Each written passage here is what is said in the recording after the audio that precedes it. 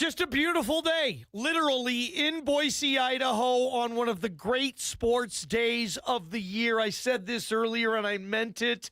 March Madness Thursday. If there was a sports day Hall of Fame, today is a first ballot. I love this, and the action is going to continue. Even tonight, we will air Idaho Vandals, Houston Cougars on KTIK a little bit later. But first, guys, this is what we've been talking about. 30 minutes with Leon Rice in the Lithia Ford of Boise studio right now. Leon, happy March Madness Thursday. Well, it's a great time of year, like you said. Oh, it's one the of best, man.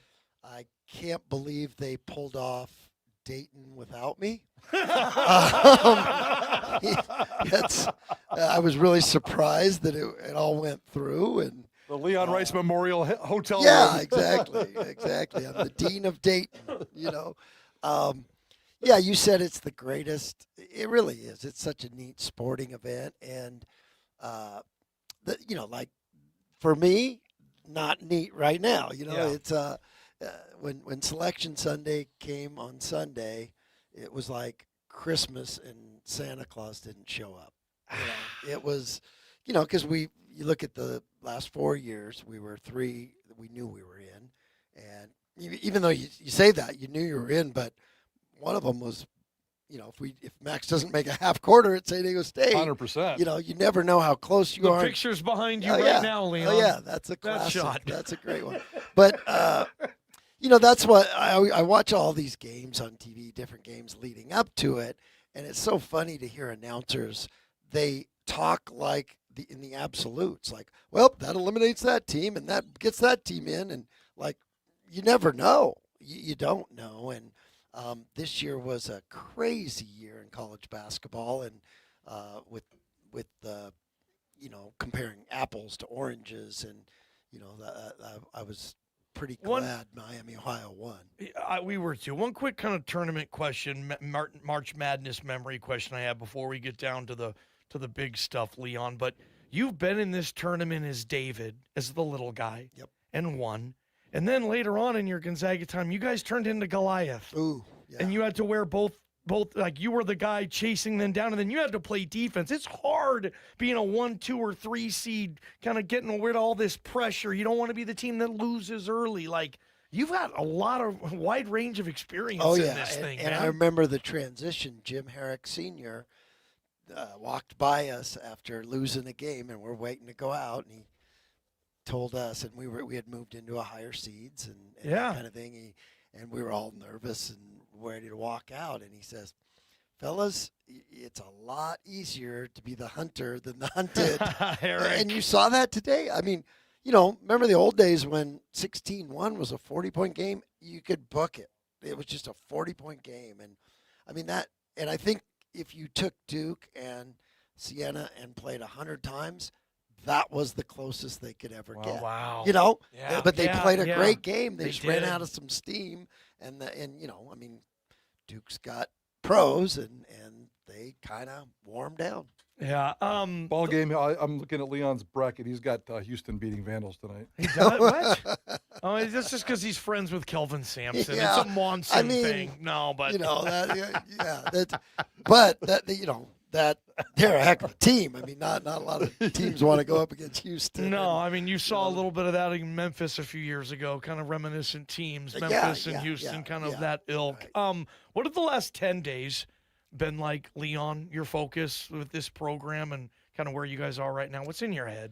Well, it's hard to say the last 10 days because the conference tournament was deep. We were going through that, and we were getting prepared for that. And, and that was the hard thing about our exit, is because we had everybody in our program had worked so hard and made so much progress, and we were 11-3 down the stretch. We were playing as good as anyone in the league, and doing things that nobody thought we were going to do. You were. I mean, we went to Colorado State and won, and I'm like, on the way to that trip, I was like, boy, this is going to be a tough one. They're playing great, and they, and so we had elevated ourselves, and we were playing good. But, when you talk about San Jose, I kept saying that. you guys stop listening to me when it's I heard coach ya. speak. But, Yeah. What But- happened in the San Jose State game? Well, first of all, I didn't want to use this as an excuse, but our point guard, who had been playing great, was so sick, and he was trying to buck up, and so I could never get a feel of how sick he was until I saw him playing. But he was, he had been throwing up, and he was like, "Coach, no, I'm better. I can play." He was awful, and that showed up after the game too.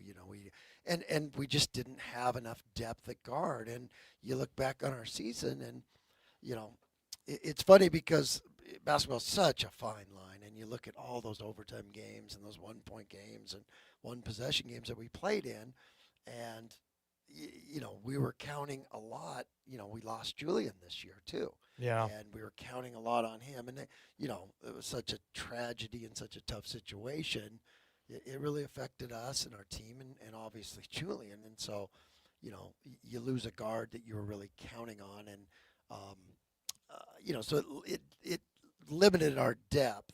So when guys, DA was going through some struggles at the start of the year, and he had been out all fall, and he worked himself into, but the depth there would have really helped at that time and might have got you through some games and got him to playing like we saw the last month and a half, 2 months. I mean, he was terrific the last, and that's what hurt so much, is that you don't want him to be remembered for that game, because that's not fair. Yeah. I mean, most people that are as sick as him, they're not going to work that day. So he was really sick. He was really sick. He was sick as hell. Yeah. God, and he kept trying, and I kept trying to give him. You noticed. I was thinking in my head, I bet people think I'm trying to save our legs for future games. No, I was trying to keep him hydrated, keep him better, and get him going, and we just couldn't get him going. Leon, how would you describe this season, and what words come to your mind? I mean, if there's like disappointing, a great opportunity to learn, proud and challenged that your team dug itself out of holes a couple of different times. We've used every single word here. It's been one of those kinds of up and down seasons, and I've not that I'm sucking up, but Johnny's got his opinions. I thought the most of the issues were roster driven as opposed to coach driven. We'll dive into some of that kind of stuff. Me too. No, but it was just such a weird season, and we used so many different words to describe it. How do you describe this season? I think everything you said is true. I mean, I had in my coaching years, I had some of the most lowest of lows in my mind. And then we had some of the highest of highs. Yes. It was crazy. Why? That's an interesting question, because I'm looking around the country and watching all these things and trying to see how it adds up. And are we an outlier in this? And I just think that's what you're going to see more. I mean, look at this in our league. When have you ever seen, and I think some people are saying, well, the league wasn't as good. Well, the league wasn't as great at the top. I mean, we've had a team that made it to the national championship game. Yeah. That's an elite team. 5-bid team. Right. Brutal road schedule. Yeah. Right. But it was 8 teams. I mean, the 8th place team swept the first place team and beat them by 27. That has never happened. Like how do that's a wide swing, like what we're talking about with us. I think there's so many teams that had that this year, and I'd see it all around. I remember who did we see that scored? St. John's. Mm-hmm. They scored 40 points in a game, and they're a team that I'm looking at this bracket going, I wouldn't surprise me if they made it to the Final Four. You wouldn't mind having a few of those players? I mean, no, that's it. No, but I thought, I was really, really proud of how we battled back. I mean, a lot of teams would have folded up. We had some big adversity, a terrible start to the conference, and heartbreaking losses that maybe carried over into some other things. That I've seen that happen before. But we and it's also the start of the schedule too. Boy, that was loaded up. But you have a heartbreaking loss at San Diego State and carries over, but we picked ourselves up and had some amazing wins. Nobody thought we were going to win at New Mexico. Nobody thought we were going to win at Colorado State. We have never done that to San Diego State, what we did to them here.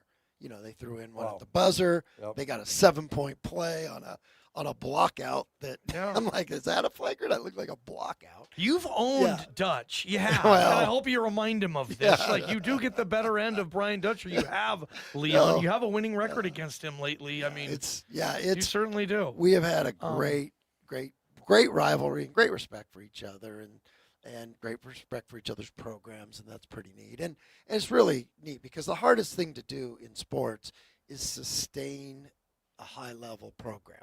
I mean, it goes up and down, and it's not going to be linear. One of the things I was looking at and is, in our progress with this program, when I first got here, a 20-win season was hip, hip, hooray. There'd only been 7 of them in the history of the NIT school. was a birdie for the course. Right. No, exactly. You celebrate it, and it's great. And it still is, but the standard has been raised. But the thing that I know and that I've experienced through coaching is your success is never just going to keep being linear. You might have a blip, and then if our blip is 20 wins, well, good. I'm doesn't mean I'm happy or enjoying that, but now we use that. You get the postseason and you try to get through the emotion of it, and all right, that is the data of how we get better. We just use those failures or whatever you think that you can look at and analyze, and okay, well, in this new era, what can we do differently? What can we do better? How can we evolve? How can we do better in the portal? How can we get more value for the buck? All those things that that I'm talking about, things that weren't even a skill set 10 years ago, 5 years ago. Now those have to be your skill set and your toolbox. Leon Rice in studio. We got him for a half hour. Quick one at the end of part 1 for me, Leon. The staff. What do you do this time of year? You have big staff now. It's not just a couple of coaches. How do you assess the staff, whether when you decide you're going to make changes or switch stuff up? Where are you right now with that and your staff? Well, the priority is players right now. And you got to evaluate all yours. You got to figure out, because a big part of what we have and what we do is I only want guys that really want to be here. Doggies. Dogs that want to be here and great competitors. And we didn't have enough of those this year. And when you look at our past teams, I mean, Cardenas, and one of the things that's interesting when you start thinking about it, Tyson doesn't get enough credit for being a dog because he's the world's nicest guy and a great person. That guy, if you show up every night and you can just pencil in 18 and 10, you are officially a dog. That's a competitor. Yes. Yes. And that's the key to, it's like the story I told about Max and Alvaro when they got in the fight and we were losing Max. I'm like, oh, I need that guy. I need that guy. And I told Al that, and that's what. There's got to be more guys like that'll fight for the blue and orange night in, night out, because it's a long season and the adversity. And, now these kids have so many things in their ear. And Crazy.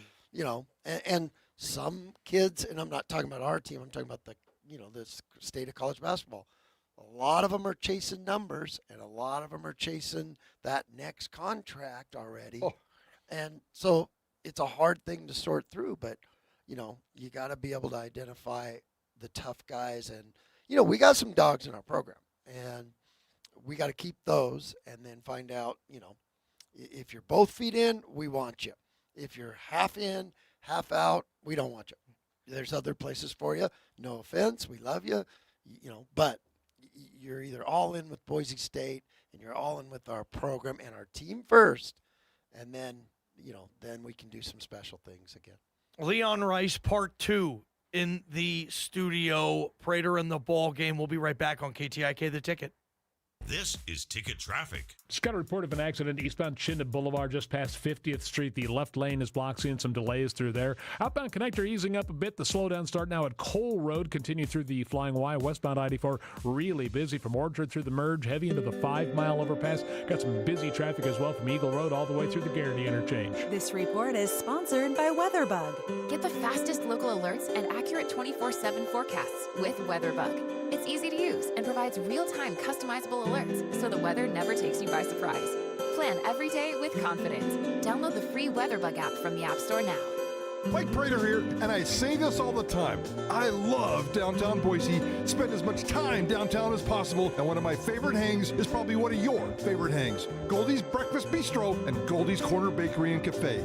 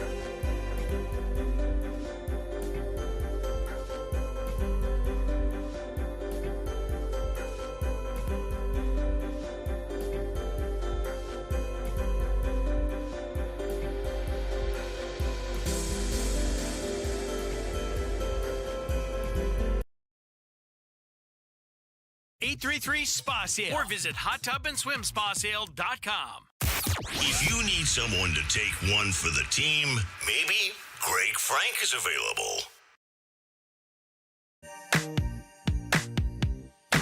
March Madness Thursday. Man, Leon Rice is itching, man. He misses. He's had so many moments in March Madness, and we'll get you back there.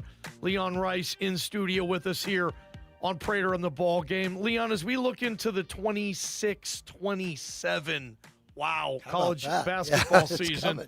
Leon, what's the most important off-season priority for you right now? And I bet it's changed over the years. Yeah, but there's going to be a lot of. I mean, I'm really excited about changing leagues. I think it's going to be great for our fans. Some new regional rivals that we haven't had. And that's going to be fantastic. Hell yeah. Everyone's excited about Gonzaga, obviously. And, but you got Washington State, Oregon State, who people like to watch, And so it's going to create some excitement that way. I know there's a lot of people that have struggled a little bit with this reseeding, but we have to build an environment that's equal to or greater than our opponents in this league. And that's saying something because, if you guys have never experienced at Utah State, at San Diego State, at Gonzaga, even Colorado State's got a really good environment. Absolutely. And on and on and on in this league. We have to have, and we've got, a great building and great fans. We just have to have more of a, with those lifetime seats, there was a lot of empty seats behind the bench. We got to have more consistency out of our student body and develop that, because and we've done a great job at home. I mean, we won like 80% of our games there, but it has to just keep getting better and keep growing, and that's what our administration's doing with that. And so it's really important that we handle that and get that moving forward and get that better. And we're heading in that direction, and it's a perfect time to do it with the changing of the league, and so that all those things, and that's what I've always said. If we're not moving this program forward, then it's time to like fold them and walk away, But we are, and Jeremiah and Cody are in the foxhole right there with us, and they're navigating so many things, and they take so many things off my plate as far as the modern era of college basketball, of what you got to be able to do and to stay ahead of things, and as far as being able to have money to go out and get players. And these guys are doing all they can and busting their tail for it. And we got a lot of guys in the trenches doing it, in this whole athletic department. And we're going to come out at the end. We're going to come out in a great position. And, I just remember when I took this job and Gene asked me what I needed. And I had a big list. Blame hires. Yeah, Okay, yeah. This was a long time ago. And I had a big list because there was a lot of basketball things missing, and we didn't even have a practice facility. It was a PE gym and all that kind of thing. And so, and he looked at it and he's like, all right, I'm not going to be able to get everything done right away, but we're going to keep working at it. And that's what this university has done. And especially recently, when you get Jeremiah and Cody and this group that we have, they're doing so many great things for us. But, you can't say, well, we got to go from A to Z in 2 months. You just, all right, let's take one step forward, and you just keep taking those steps forward. And pretty soon you're like, hey, now we're in a great position. And that's what we're doing. We're just battling. And that, that's the Boise way. We've always found ways to do it. We've always found ways to do more with less, in some circumstances that you have to. We've found great ways to take care of our student athletes and make it a great experience for them, and we pour into them. Our guys are getting taken care of, and they're doing great. We're doing great things for them, and Good. But in this environment, you just got to keep growing, and it's we're not the New York Yankees. In free agency, we're not the New York Yankees. Well, we got to be the Oakland A's and do a great job with there that you go. right now, and that's where we are, but you got to just keep growing it and keep fighting to grow it and keep fighting those fights. And that's what I'm really pleased with all that. Doesn't mean it's easy, and it doesn't, sometimes it would be easier to be the New York Yankees, right? I mean, you could Heck be like, yeah. okay, I want A-Rod, and I want that guy, and I want that guy, but we're gonna keep fighting, and we're gonna make this program better and better and better, make the environment better and better, and make it just the toughest place, to come play at. And that's what fans want to hear. And fans, after what they experienced this year, there's been a lot of ups. We just talked about your season, the highs and the lows and the lows and the highs of this season. Yeah. And obviously, fans go along for that same ride. And it's beautiful to watch this fan base always support this program, even in the moments of lows. Yes. But there's still a lot of complaining and a lot of bitching and a lot of noise. And I wanted to ask you. And that's just from my wife. Or Prater. Or Prater, but, But I wanted to ask, how much do you listen to the Zero. noise? I don't. And don't. I saw you downtown a couple weeks ago at the Big Sky tournament, and Yeah. you said, I don't care. No, I mean, my job is the same. And it hurts me more than it hurts them, believe me, with losing. Because I don't want to let them down. My players don't want to this community and this place means everything to me. And that's what it affects me the most. I want everybody to feel great about it. But we've raised the bar. And when you raise the bar, the expectation, you create a monster, the monster has to be fed. Yeah. And I think it would hurt me more if it was the other way where nobody cared. Exactly. I wouldn't want to be in that job. The apathy. Yeah, I would hate that because then that means we never had anything, create anything, and so that's the biggest thing. So it doesn't, it's not fun, but going the ups and downs but there's always going to be ups and downs. It's college basketball nowadays, but I don't want these big a swing. We got to Sure. have a little more consistent, and our teams always have, and we get spoiled by that. Even I get spoiled by it. Like you take Tyson out, and Media gets spoiled by yeah, that. everybody does, and it's like I'd be getting ready for a game, and I'd be antsy and worried about the game, and my wife would give me the, hey, you got Tyson, you're gonna be all right. Yeah. I'd be like, oh, you're right, yeah. So you got to have more guys that you just hang their hat. You know what you're getting every night, and that's what we're working for. And that you saw that develop with our team, and so I was really proud of that. But then the wheels fell off. You're just like, how in the world can that happen when they were at 14 games of a pretty high standard and got some good stuff done. And then that's the kind of stuff we turn over and look at and analyze all off season and figure it out. But there'll be there's going to be such a sense of urgency and such a, an analysis of everything, and we're going to come out better. And you look at these blips, over my career here, is we had a blip, and then there was a 7 or 8 game increase the next year. We had a blip. We've had like 2 or 3 of them, really, only really 2. But one of them was 19 wins during a shortened season when COVID. I remember that. Yeah. Yeah, we had GA team. We had yeah. 19 wins. I think the next year we won 27 games. One at BYU. I remember that. Right. That was a That's big one. right. Yeah. But I consider that a blip because we were below 20 on that year, and next year we came back and won 27.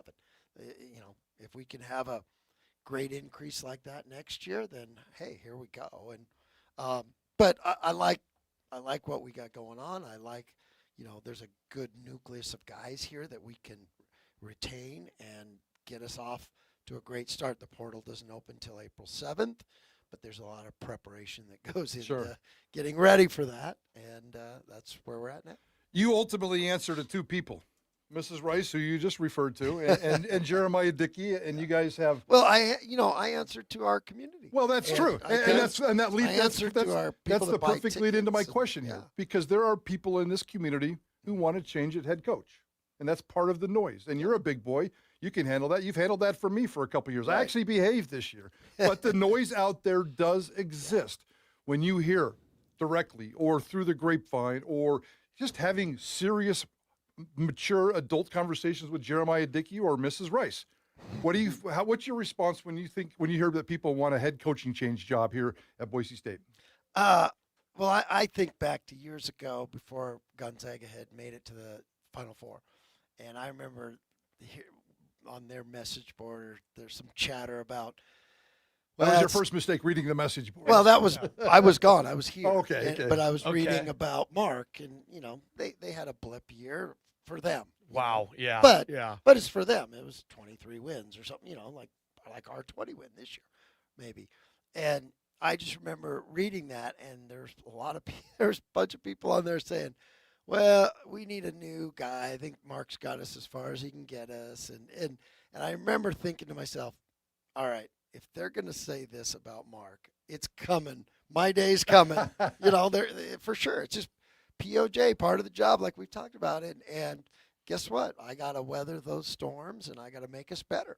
And if Jeremiah, myself, and Cody, and all the people that help us in our program, if we're all not getting better, yeah, then away we go.